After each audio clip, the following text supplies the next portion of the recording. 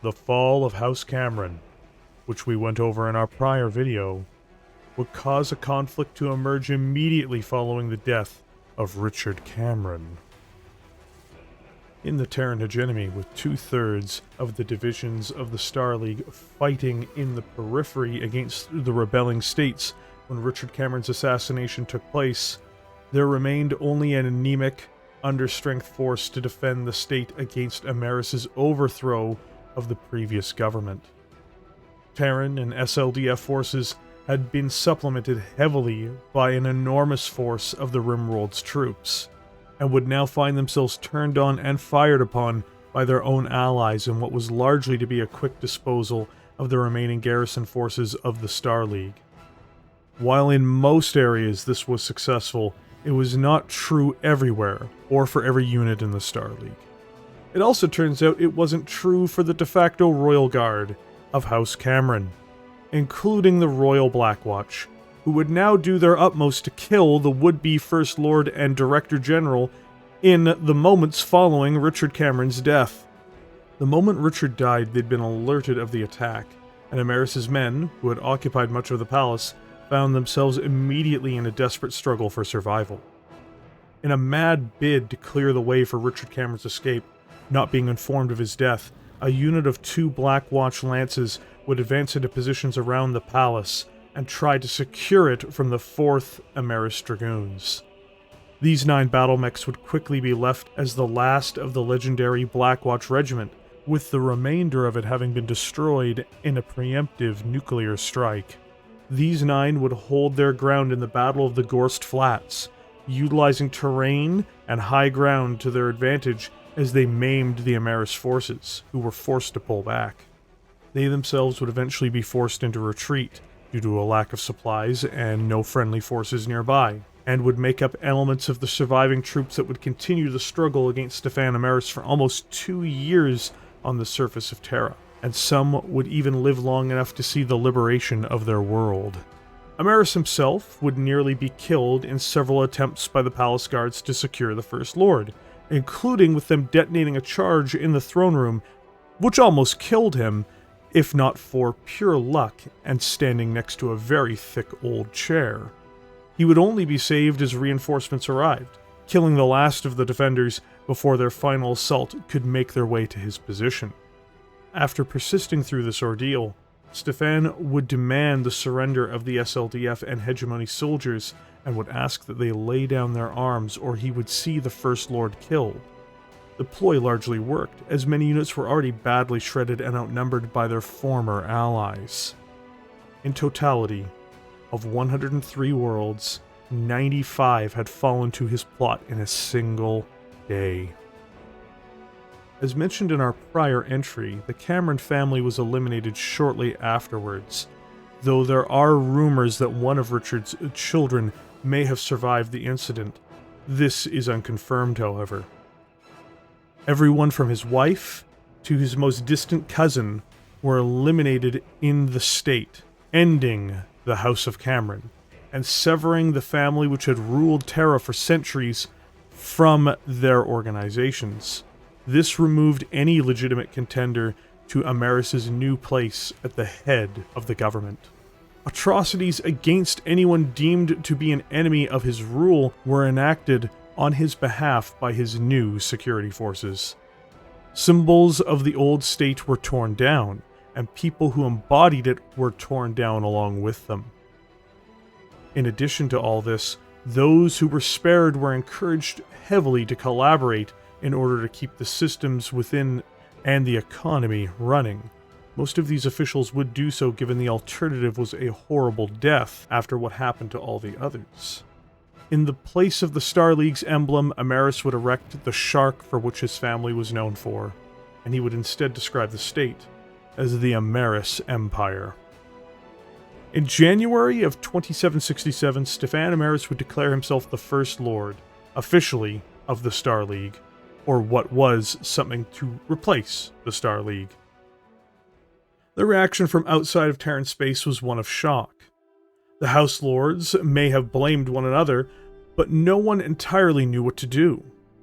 Something to this scale had never happened in the history of the League. Alexander Kerensky was himself shocked and horrified to learn the young man he'd been responsible for had been butchered and replaced by a thug which had embedded himself into the court. There was suspicion that the Rimworld's Republic had received support from House Karita in the plot, though this was never substantiated, especially given they had attempted to warn the other Council Lords of Amaris' threat. In the past, though, the Combine had helped significantly with building up the immense military of House Amaris and its militias. In the periphery, there had been a military breakthrough against the rebel forces, prior to Kerensky discovering the death of the First Lord, and now he was faced with a miserable message from the new master of the Amaris Empire. One which spoke of him being offered a grand position second only to Amaris himself, should he join the forces of this new empire. It also threatened him with destruction and guilt should he fail to take up on this generous offer.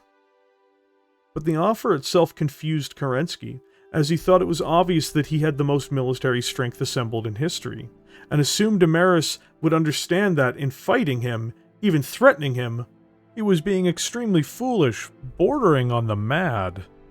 The soldiers under his command were in a frenzy, looking for revenge for what had happened to their home and to the Star League, though thankfully they had been restrained by their commanders, barring some incidents, from lashing out at the locals within the contested and reconquered worlds of the periphery. The royal units in particular wanted immediate retaliatory strikes on the Amaris Empire.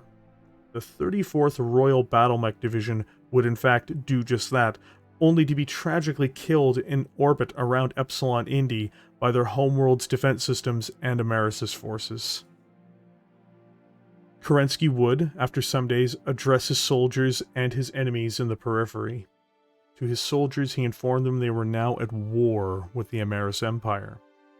He would then declare an unconditional ceasefire with the periphery states, save for one, the Rimworld's Republic, and openly declared his ambition to conquer the home worlds of Stefan Amaris. He needed a base of operations and did not trust the House Lords, especially Karita, after all of this. He also knew the majority of the troops in the Rimworld's Republic were in Terran space, not defending their homes, making it the easiest target to assault to make this a reality. Also, with the military buildup by the Periphery Nation, there were likely supplies, industries, or a series of other resources and information that could be gathered with the conquest of the nation. Those under his command, especially after hearing the fate of the Royal 34th, agreed with him to seize the Republic, as the first step towards their revenge against the man who had destroyed their homes and the Star League. Some would question the logic behind this decision, especially in the Inner Sphere.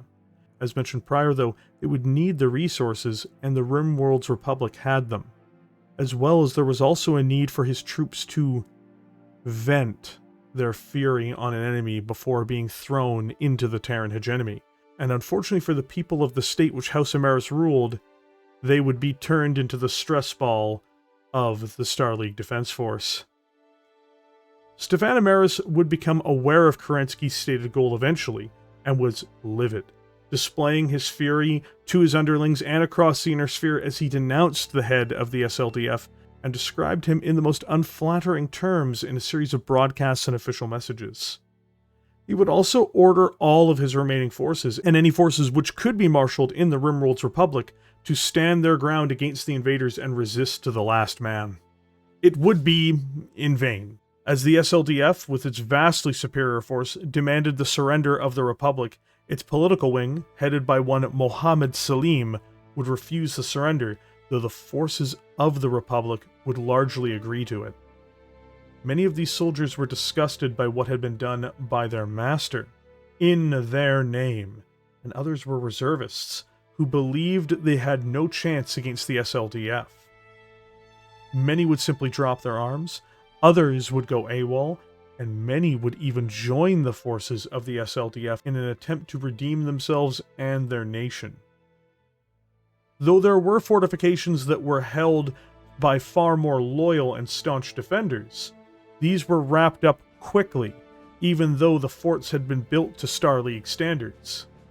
The SLDF displayed a fury when assaulting the forts, and though crimes across the campaign were minimalized by discipline among the troops, it would be a lie to say that this was held universally, with the example of the 19th Dragoons being slaughtered after being defeated by the SLDF. The fall of the Rimworld's Republic didn't take long. The state collapsed in the wake of the assault, severing Ameris from his home territories, ironically much as he had separated the Terran hegemony from House Cameron, though without the death of House Ameris at this time. The population largely didn't resist the occupation either, with few wanting to wear the shame of being loyal to a house which had forever painted them with dishonor. Among the common people of the Periphery and Inner Sphere, much of the reports and actions that escaped the Terran hegemony were horrifying and disgusting in the extreme. Almost no one could justify these acts or actions. The resources and supplies Kerensky desired, as well as the base of operations he needed, were now in his hands. Both the SLDF and Republic would now begin gathering their strength for what was to come. The war would continue after a 1.5 year long reprieve, only now it would continue at the core of humanity's expanse. The Terran hegemony would become the home of total war. Thank you for joining me here today. If you enjoyed this video, please consider liking it and subscribing to the channel. With that, I will catch you in the comments section below.